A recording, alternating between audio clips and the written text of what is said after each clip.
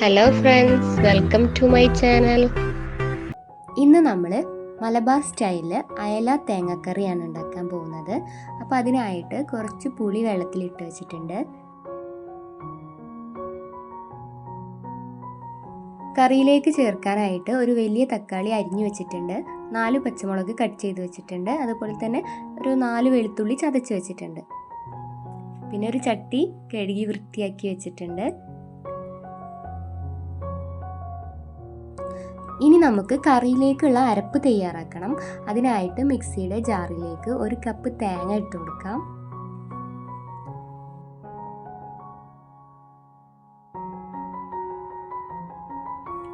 ഇനി അതിലേക്ക് 2 table spoon മുളക് പൊടി ചേർത്ത് കൊടുക്കാം.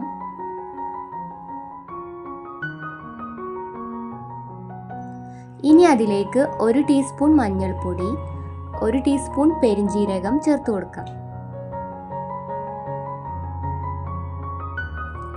ഇനി പാകത്തിന് വെള്ളം ഒഴിച്ചു കൊടുക്കാം.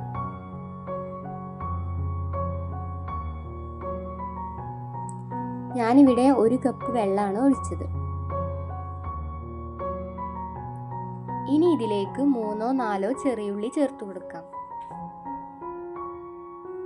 ശേഷം നന്നായി അരച്ചെടുത്ത് വരാം. ഇപ്പം നമ്മൾ അരച്ചെടുത്ത് വന്നിട്ടുണ്ട്. നല്ല ഫൈനായിട്ട് അരച്ചെടുത്തിട്ടുണ്ട്. ഇനി ഈ അരപ്പ് ചട്ടിയിലേക്ക് ഒഴിച്ചു കൊടുക്കാം.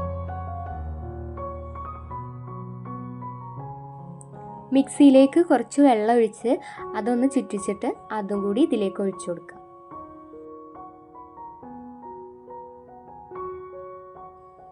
ഇനി ഇതിലേക്ക് 1 കപ്പ് പുളിവെള്ളമാണ് ഒഴിക്കുന്നത്.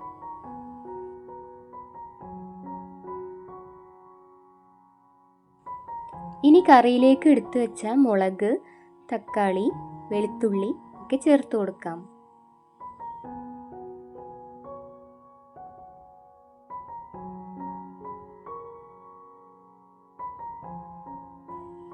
ഇനി പാകത്തിന് ഉപ്പ് ചേർത്ത് കൊടുക്കാം.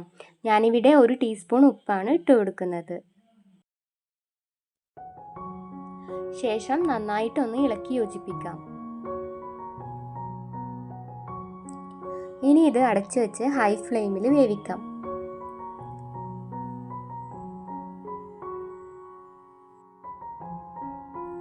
ഈ കറിയിലേക്ക് വേണ്ടി 2 അയിലയാണ് കട്ട് ചെയ്ത് വെച്ചിട്ടുള്ളത്. അപ്പോൾ ഇതൊന്ന് തുറന്ന് നോക്കാം. നന്നായി തിളച്ച് വന്നിട്ടുണ്ട്. ഒരു 2-3 മിനിറ്റ് ഇതുപോലെ നന്നായി തിളക്കാൻ അനുവദിക്കണം. മസാലയൊക്കെ നന്നായിട്ട് വേവാൻ വേണ്ടിയിട്ടാണ്.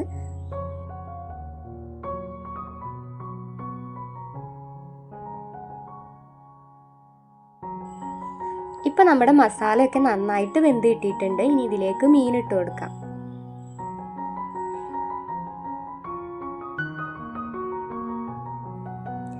ഇനി ഇത് ജസ്റ്റ് ഒന്ന് ഇളക്കി കൊടുത്തതിന് ശേഷം അടച്ചു വെച്ച് 5 മിനിറ്റ് ഹൈ ഫ്ലെയിമിൽ വേവിച്ചെടുക്കണം. വളരെ എളുപ്പത്തിൽ ഉണ്ടാക്കാൻ പറ്റുന്ന ഒരു സിമ്പിൾ റെസിപ്പിയാണിത്. അപ്പോൾ അയലക്കറി ഇഷ്ടമല്ലാത്തവരായിട്ട് ആരും തന്നെ ഉണ്ടാവില്ല.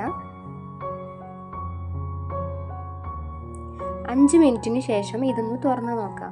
നമ്മുടെ മീനൊക്കെ നന്നായിട്ട് വെന്ത് കിട്ടിയിട്ടുണ്ടോ എന്ന് നോക്കാം.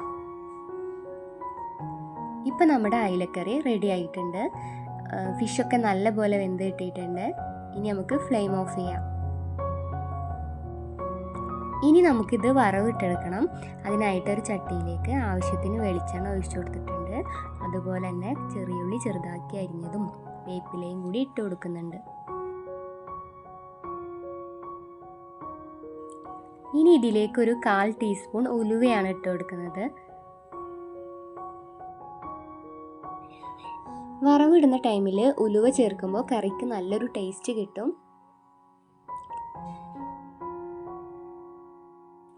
അപ്പോൾ ഇത് ഏകദേശം വറവായിട്ടുണ്ട്. ഇനി ഇത് കറിയിലേക്ക് ഒഴിച്ചു കൊടുക്കാം.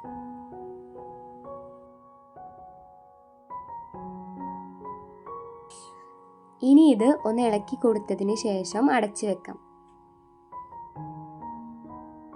അപ്പം നമ്മുടെ അയലക്കറി റെഡി ആയിട്ടുണ്ട്. അപ്പോൾ ചോറിൻ്റെ കൂടെയും അതുപോലെ തന്നെ പത്തിരിയുടെ കൂടെയൊക്കെ നല്ല ബെസ്റ്റ് കോമ്പിനേഷനാണിത്. വീഡിയോ ഇഷ്ടമായാൽ ലൈക്ക് ചെയ്യുക, ഷെയർ ചെയ്യുക, സബ്സ്ക്രൈബ് ചെയ്യുക, തൊട്ടടുത്തുള്ള ബെല്ലൈക്കൺ ക്ലിക്ക് ചെയ്യുക.